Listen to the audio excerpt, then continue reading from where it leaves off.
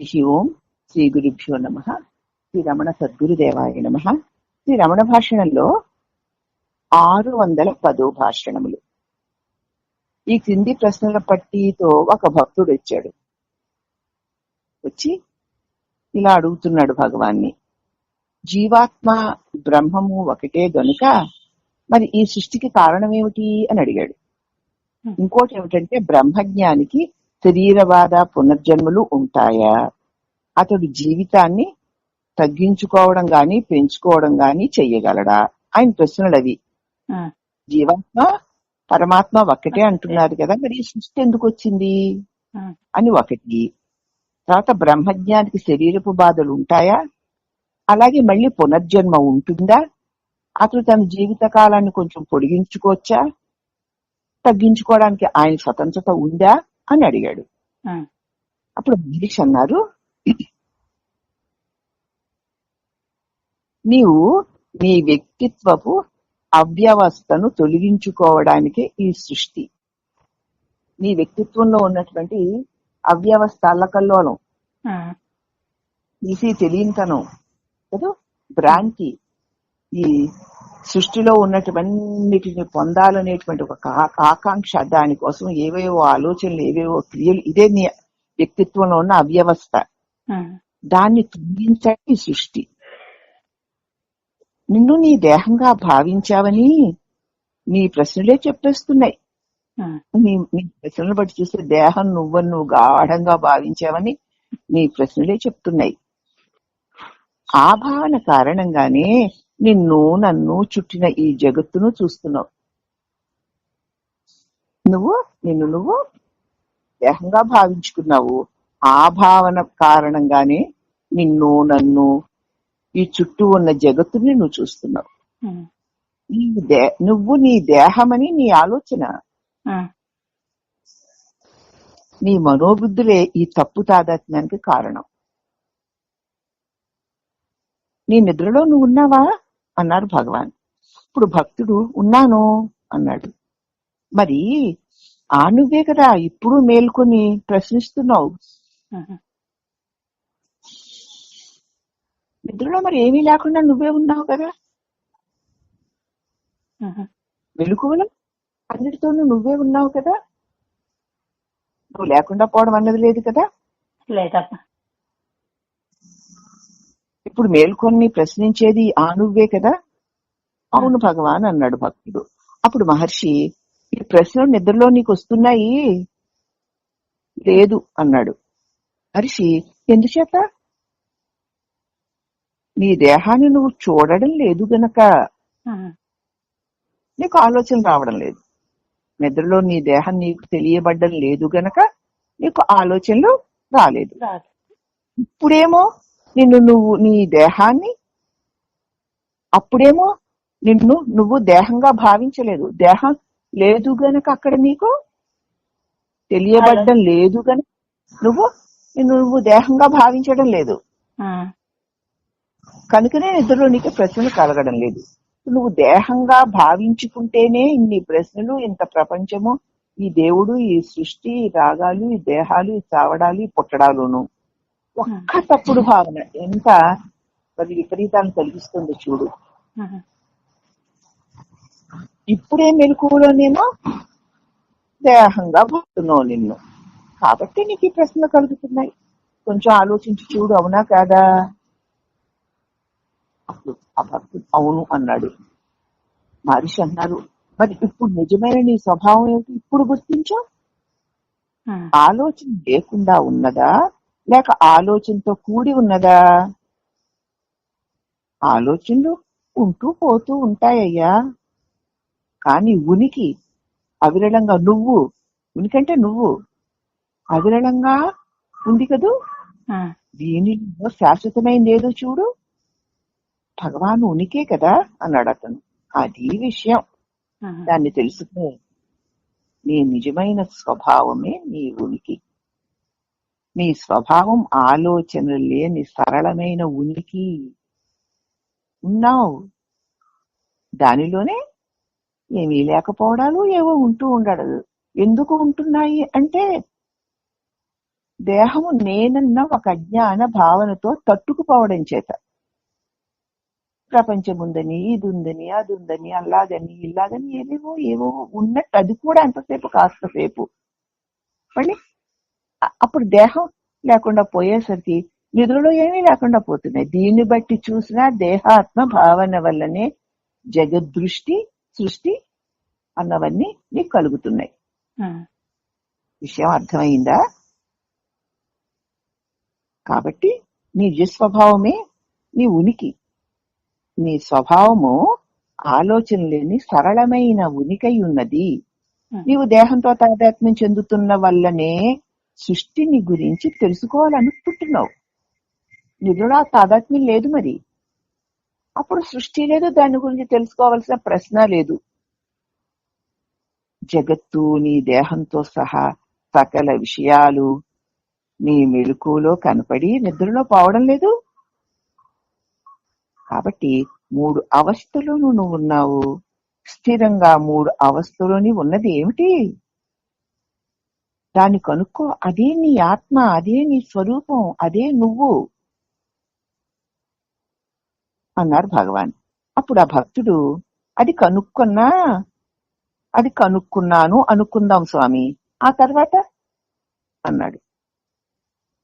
అప్పుడు మహర్షి ముందు దాన్ని కనుక్కో. ఊహ అపోహలు ప్రశ్నల వల్ల ప్రయోజనం ఉండదు.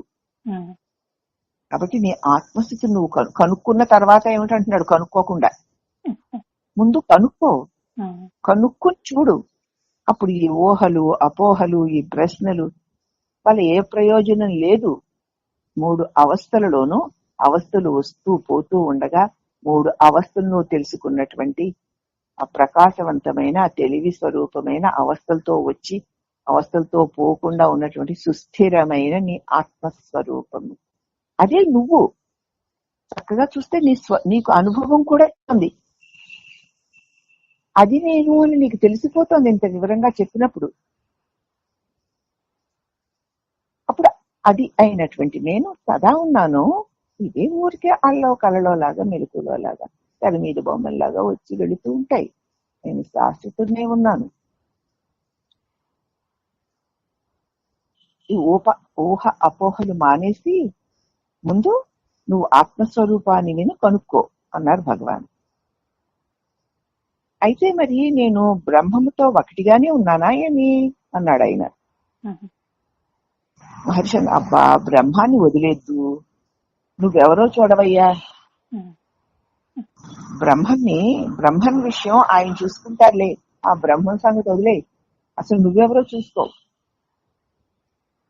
ఎందుకంటే నువ్వు దేహంతో తాదాత్మ్యం మానిన రోజున సృష్టి జననం మరణం ఇత్యాదులు కూడా ప్రశ్నలే కావు. నువ్వు దేహంతో తాదాత్మ్యం వదిలిన క్షణంలో ఈ సృష్టి గాని పుట్టడం గాని చావడం గాని ఇలాంటి వాటి గురించి ప్రశ్నలు రమ్మన్నా రావు. దేహం ఉంటే కదా.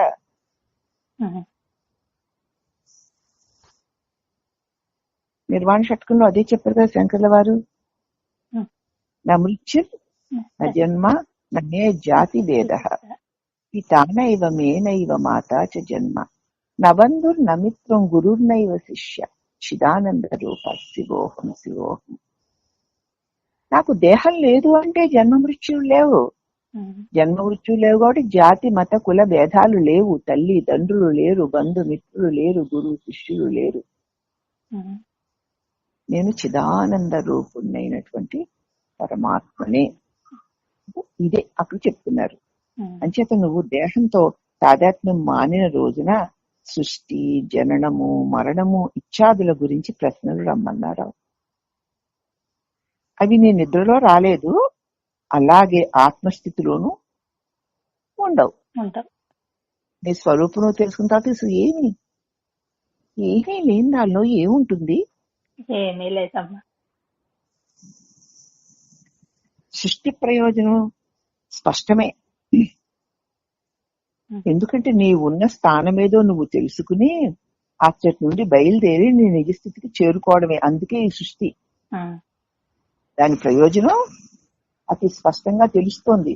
నువ్వు ఉన్నటువంటి స్థానం ఏదో నువ్వు తెలుసుకుని, నేను అంటున్నటువంటి నీవెక్కడున్నావో తెలుసుకుని అక్కడి నుంచి బయలుదేరి నీ నిజస్థితిని చేరుకుంటావు. అవునా? నువ్వెక్కడున్నావు? దృష్టిలో ఉన్నావు. ఎలా ఉన్నావు? దేహంగా ఉన్నావు. దేహంగా ఉన్న నువ్వు ఎవరివి అని చూస్తే నీ మూలంలోనికి నువ్వు వెళ్తావు. అందుకే సృష్టి ప్రయోజనం నీ నిజస్థితిని నువ్వు చేరుకోవడం. నిద్రలో నీకే ప్రశ్నలు రాలేదు కదూ. అక్కడ సృష్టి లేదు గనక ఇదిగో ఇప్పుడు ప్రశ్నిస్తున్నావు. నీ ఆలోచనతో పాటు ప్రపంచము గోచరించింది గనక నిద్రలోనేమో ఏ ప్రశ్న రాలేదు, అక్కడ ఏ సృష్టి లేదు కనుక. ఇప్పుడు నీకు ప్రశ్నిస్తున్నావు, నీ ఆలోచనతో పాటు ఈ ప్రపంచము నీకు గోచరిస్తుంది గనక. సృష్టి అంటే నీ ఆలోచనలు మాత్రమే. అంతే. ఆలోచన ఆపితే సృష్టి ఆగిపోతుంది. నిన్ను నువ్వు చూసుకో. బ్రహ్మజ్ఞాని తన జాగ్రత్త తాను చూచుకుంటాడు. బ్రహ్మజ్ఞాని తన మెలుకుని తాను చూసుకున్నప్పుడు మనం ఏ జాగ్రత్త అవస్థ అనుకున్నామో అప్పుడు నన్ను నేను దేహం అనుకుని, దేహంతో మోహం పెట్టుకుని, ఈ పురుషుణ్ణి అనుకుని ఇల్లు వాకిళ్ళు బంధువులు మిత్రులు జాతి మతము కులము ఆస్తి పాస్తి ఐశ్వర్యము జన్మ మృత్యువులు అనుకుంటూ చూస్తాం మనం. కానీ జ్ఞానియో జాగ్రత్తలో తన్ను తాను నిర్వికారమైన నిరంజనమైన సుస్థిరమైన అవస్థలు వచ్చి పోతుంటే అవస్థలో నానా రకాల దృశ్యాలన్నీ కనిపిస్తూ కలిగి నిజం అనిపిస్తూ వెళ్ళిపోతుంటే తాను ఏమాత్రము వాటితో చేరక తను తాను చూసుకుంటూ ఉంటాడు. నీ స్వభావం నీ వెరిగితే బ్రహ్మజ్ఞాని తెలుసుకోగలుగుతావు. నీ స్వభావం ఏదో బ్రహ్మజ్ఞాని స్వభావము అదే. నీ స్వభావాన్ని నువ్వు తెలుసుకుంటే బ్రహ్మజ్ఞాన స్థితిని కూడా నువ్వు తెలుసుకుంటావు. దాన్ని ఇప్పుడు వివరించడం వృధా. ఎంత చెప్పినా ఎంత వివరించినా నీ స్థితిని నువ్వు తెలుసుకోకపోతే నీకు అది అనుభవానికి రాదు. బ్రహ్మజ్ఞాని ఒకడు ఎదుట ఉన్నాడనుకున్నావు గనుక, బ్రహ్మజ్ఞాని ఒకడు నీ ఎదురుగుండా ఉన్నాడని నువ్వు అనుకుంటున్నావు గనుక నువ్వు నిన్ను అనుకున్నట్లే అతన్ని దేహంగా భావిస్తున్నావు. నేను ఫలానా వాడిని, నా ఎదురుగుండా ఉన్నవాడు బ్రహ్మజ్ఞాని అనుకుంటున్నావు. నువ్వు దేహం అనుకుంటున్నావు గనక ఆ బ్రహ్మజ్ఞానుడు కూడా ఒక దేహంగా చూస్తావు. నీకు లాగానే అతనికి సుఖశోకాలు ఉన్నాయి అనుకుంటావు అన్నారు భగవాన్. అప్పుడు భక్తుడు ఆయన చేత ప్రభావితుణ్ణి కాగోరితే, నేను ఆయన చేత ప్రభావితుణ్ణి కాగోరితే ఆయన బ్రహ్మజ్ఞాని అని నాకు తెలియాలి కదా భగవాన్. ఆయన బ్రహ్మజ్ఞాని, ఆయన దగ్గరికి వెళితే నేను కూడా ఏదో ప్రబోధను పొంది ఈ బంధాల నుంచి బయటపడాలి అని కోరి ఆయన దగ్గరికి వెళ్తాను కదా భగవాన్. అలా వెళ్ళడానికి ఆయన బ్రహ్మజ్ఞాని నాకు తెలియాలి కదా అన్నాడు. ఇప్పుడు మహర్షి అన్నాడు, అవును ఆయనే తెలుపుతారు, పైగా నిన్ను ఉత్సాహపరుస్తారు కూడాను. అతడు చెప్పినట్లు నువ్వు చెయ్యాలి. నువ్వు నేర్చుకోవడానికి వచ్చావు, పరీక్షించడానికి కాదు. శాస్త్రాలు జ్ఞాన లక్షణాలు వివరిస్తున్నాయి. దుఃఖ నివృత్తి సుఖ ప్రాప్తి కోసం ప్రోత్సాహం ఇవ్వడానికి మార్గాలను నిర్దేశిస్తాయి. అవి శాస్త్రాలు జ్ఞాని లక్షణాలను వివరించి దుఃఖం పోవడానికి శాశ్వత సుఖ ప్రాప్తికి ప్రోత్సాహాన్ని ఇవ్వడానికి మార్గాలు చూపిస్తాయి శాస్త్రాలు. వాటిని అనుసరిస్తే ఆ లక్షణాలు గల జ్ఞానం నీకు లభించేస్తుంది. అంతే. దాన్ని అనుసరిస్తే పోతే ఆ లక్షణాలు కలిగిన జ్ఞానం నీకు లభిస్తుంది. అవి ఇతరులను పరీక్షించటకు ఉద్దేశించినవి కావు. వాళ్ళని వెళ్ళి ఏ ప్రశ్న ఆ ప్రశ్న అడగడానికి కాదు. నీకు దుఃఖ నివృత్తికిను సుఖ ప్రాప్తికిను అది పొందిన వారు ఎలా ఉంటారో వారి లక్షణాలను నీకు చూపించి దుఃఖ నివృత్తి ఎలా చేసుకోవాలో సుఖప్రాప్తి ఎలా పొందాలో ప్రోత్సాహాన్ని ఇస్తాయి శాస్త్రాలు. ఉమ్, ఆ రకంగా నువ్వు అనుసరించిపోతే ఆ లక్షణాలు కలిగిన జ్ఞానం నీకు లభిస్తుంది. అందుకు శాస్త్రాలు ఇవి ఇతరులను పరీక్షించడానికి ఉద్దేశించినవి కావు. కాబట్టి నీ స్వరూపాన్ని నువ్వు తెలుసుకోవడానికి జ్ఞాని శాస్త్రాలు నీకు దారి చూపిస్తాయి. ఉమ్, ఆ ప్రకారం నువ్వు నడుచుకోవాలి, ప్రవర్తించాలి. దాని వల్లనే నీకు దుఃఖ నివృత్తి, శాశ్వత ఆనంద ప్రాప్తి కలుగుతాయి. ఉమ్, విన్నంతన సరిపోదు, తెలుసుకున్నంత మాత్రాన సరిపోదు. దానిని నువ్వు సదా సదా సదా సాధనతో సాధ్యం చేసుకోవాలి ఉమ్. అని భగవాను ఆ ప్రశ్నించిన ఆయనకి చెప్పారు. హరి ఓం నమః. కాబట్టి మనందరికీ ఇది హెచ్చరికమ్మా. నిరంతరము నేనున్నాను అన్న స్పృహ సదా ఉంటే అదే ఎరుక, అదే నీ స్వరూపం. ఉమ్, దాని అన్నీ వచ్చిపోతున్నాయి.